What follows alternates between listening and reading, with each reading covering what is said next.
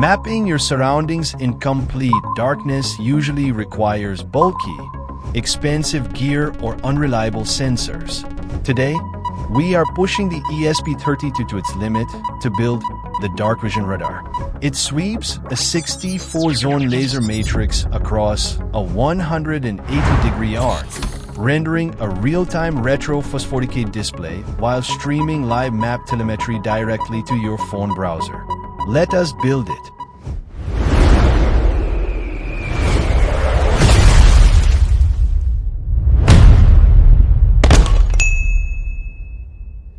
To build the DarkVision Radar, our processing brain is an ESP32 microcontroller, handling local access points, flash storage, and graphics loops simultaneously. For spatial sensing, we are using the VL53L5CX Time-of-Flight array, shooting invisible lasers to capture an 8x8 distance grid. 828BY-G48 stepper motor handles mechanical panning via a ULN 2003 driver. Visuals are handled by a high-refresh, hardware SPI ST7789 TFT LCD.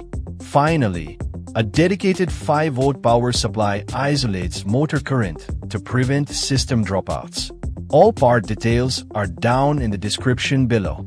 Let us trace the system architecture using my site's connection layout. First, the high-speed data highways. Our ST7789 TFT display links directly to the hardware SPI bus pins, utilizing hardware pin 22 for Moji and 21 for the clock to maintain lightning-fast drawing rates.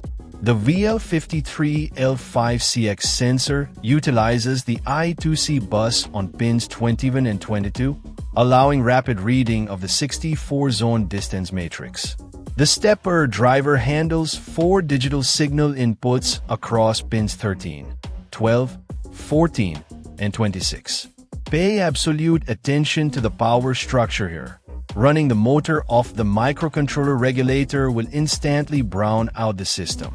We route an independent 5V supply line exclusively to the motor driver, sharing a common ground line back to the controller to maintain clean digital logic. Now let us move to the electronics workbench and bring this build together. Sped up to double time. You will watch how cleanly the layout resolves on our breadboard. I start by securing the microcontroller directly down the center split rail, creating easily accessible work lanes on both flanks. Next, we build out the critical power distribution rails. When working with ultra-fast SPI and I2C buses together, keeping your signal wires short and tightly routed to the surface is vital. Long, loose jumper loops act like antennas, catching inductive noise from the stepper motor pulses, which can easily distort the sensor matrix packets or lock up your graphics updates entirely. As we set up the ULN 2003 driver, ensure every connection pin seats deeply inside the breadboard channels to guarantee consistent current delivery. If you plan to deploy your radar outdoors or make it rugged later, shifting from a prototype breadboard to a custom printed board layout is a highly recommended next step. The final mechanical assembly step involves locking our time-of-flight breakout board securely onto the custom 3D printed motor shaft mount, ensuring zero physical play during swift sweeps. With every single data path cross-verified against our schematic framework, our radar hardware platform is completely assembled and structurally stable. We are ready to move forward safely, power up the bench rails, and dive straight into configuring our high-performance firmware sketch. Let us break down the advanced firmware architecture running under the hood. To ensure flawless operations, our code uses modular components built on an entirely non-blocking timing loop. The core secret behind our perfectly smooth motor sweeping is an independent hardware timer interrupt, set to trigger every 100 microseconds. This pulses the stepper motor driver via background routines, meaning the motor sweeps smoothly without ever stuttering when the main loop handles heavy wireless operations. Looking at the sensor block, We initialize the laser array to process dense 8x8 distance frames at 10 Hz, filtering out invalid returns instantly using target status flags. The visual rendering engine maps these 1D distance readings directly into polar coordinates for the display. To create that beautiful retro CRT feel, our color architecture draws new hits in hot white, utilizing an optimized mathematical decay process that gradually drops down to dark red over 8 full seconds.